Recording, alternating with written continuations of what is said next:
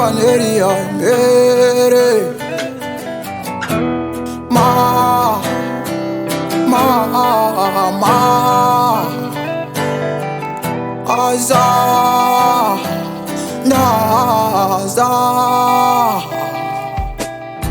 maenda zidai madzoka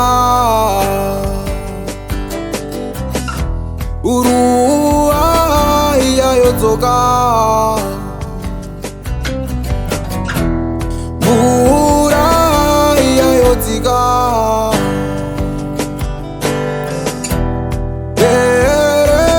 shuwa matofa.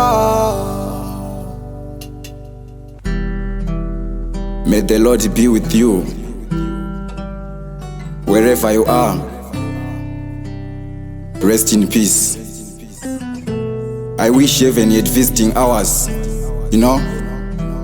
But anyway, go and hear Jaja. And death is for everyone. But Marwadzis, I know. Yeah, nothing more to say. Mazongonyeze Rufuu kana ouya, ndimazongonyeze Rufuu kana ouya, ndimazongonyeze Rufuu kana ouya. Oyo uya odzimba atora Rufuu kuchema ndichagona